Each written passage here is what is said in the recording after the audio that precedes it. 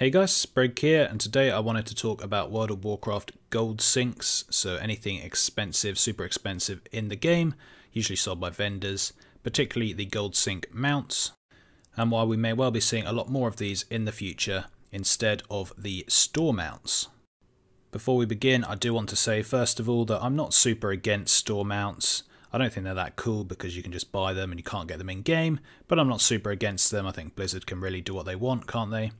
And number two, I'm not saying that store mounts are going to be completely removed. I'm sure they'll keep adding those as well, though a bit slower than they did before.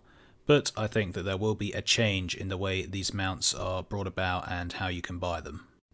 My basic argument here is that Blizzard can make more money off selling in-game gold sink mounts by people buying the WoW token to get gold and then using that gold to buy the mounts than they can just from selling mounts in the store.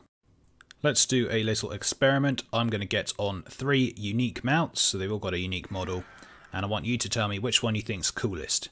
If you saw someone riding it in the game, which one would you think is coolest? First off is the Winged Guardian.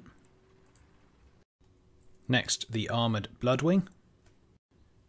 And finally, the Lightforged Warframe. Now aesthetically, we're obviously going to have differences in opinion of which one looks the coolest, but in terms of which one is coolest to see someone ride, which one would you have, which player would you have most respect for if you saw them riding it, that kind of thing. I know respect's a bit of a weird thing to say talking about mounts in a video game, but you guys know what I mean. And in general, particularly for the slightly more veteran players, they would say the Lightforged Warframe. We could do the exact same trick or test again. We'll get players to get on one of these mounts, and then we'll get a player to get on the Bloodfang Widow. And which one would be coolest to see someone on? I think most people would say the Widow. I think most of the reason for this, guys, is that a lot of people do not like the fact that you can just buy a mount with real money and you can just start riding it around, and it's just been made to make Blizzard money and all that kind of thing. Of course, you can buy the store mounts with gold, but when people see the store mounts, a lot of people at least, they don't think, oh, they probably bought it with gold. Most of the time they think, oh, they probably bought it with real life money.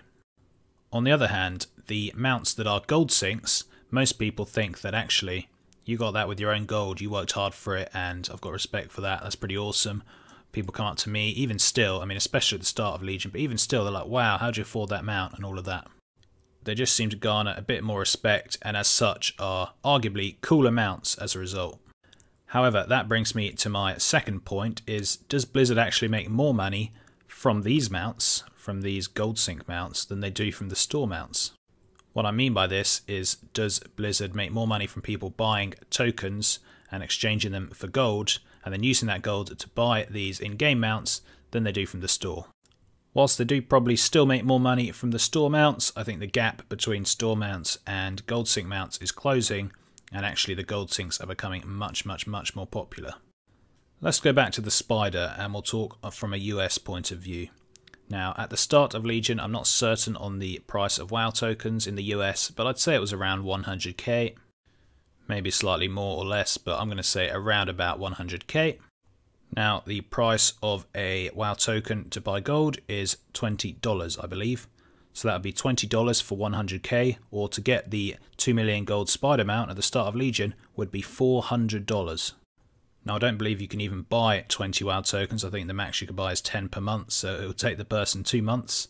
But either way, if someone wants to just use bought gold to get the Spider, it would be $400. And you compare that to the current prices of the mounts, which are what, £19 here, so I don't know what they are in the US, probably like $25. That is a big difference. Now, I'm certainly not saying that most people spent $400 on this mount, but I am saying it's highly likely that a lot of people did buy gold to boost them up to this mount, because there weren't that many people with 2 million gold at the start of Legion. I mean, yeah, there's a fair few, but people are not as rich as I often think. And whenever we do these polls of how much gold you have on MMO Champion and stuff, there's usually most people with very little gold. Even for the reasonably wealthy players, maybe they only had 1.5 million and they bought themselves a few WoW tokens to get up to the 2 million. Now, first of all, I do have to say that there'll be a lot of you probably commenting saying, hang on, it's not actually $20. Blizzard don't make $20 per WoW token because the other person uses WoW token for game time and they would otherwise have been paying anyway. So game time is $15, the WoW token is $20, so Blizzard arguably make $5 per WoW token, because someone can only buy gold if the other person sells it for game time, if you guys know what I mean. It's a bit complicated, but for those of you who do know what I mean, Blizzard more realistically make $5 per token, but again, that only counts if the person who was buying game time with gold was actually going to stay subscribed if they couldn't do that. And so, if you guys get what I mean, it's $5 absolute minimum, but it's more likely in between the 5 and the 20, because those people, if they couldn't, may not have been subscribed anyway. And really, this is a way of, number one, making sure people stay subbed to the game, and number two, making even more money from those subs. So the WoW token makes them a lot of money. Now, the spider mount was obviously a success, because what did Blizzard also do? They introduced the 500,000 gold Lightforged Warframe. Now, I would say this is even more a genius move by Blizzard, because a lot of people, when they see the spider, they don't think, hey, I can spend $400 and get that spider. It's a bit out of their price range. But a lot of people might say, hey, I could spend $40 and get this Warframe. You know, between 40 and 60, because what's the US WoW token when this came out? Probably about 200k. So it'll be 2.5 WoW tokens, or around $50 to buy this. And trust me guys, a lot of people did do that. I have a number of guildies who went and bought this mount with their own in real life money. So again, Blizzard made a mount that they got absolutely no hate for. They often get hate for the store mounts on the forums by YouTubers. They got absolutely no hate for putting one of these in the game, because everyone thinks it's just a gold mount that those who work hard to earn gold can get. Second of all, it's arguably a cooler mount because the fact that it's not on the store. We did our little experiment earlier in the video. This mount arguably is cooler, garners more respect, because again, it's not just something you've gone and bought in the store.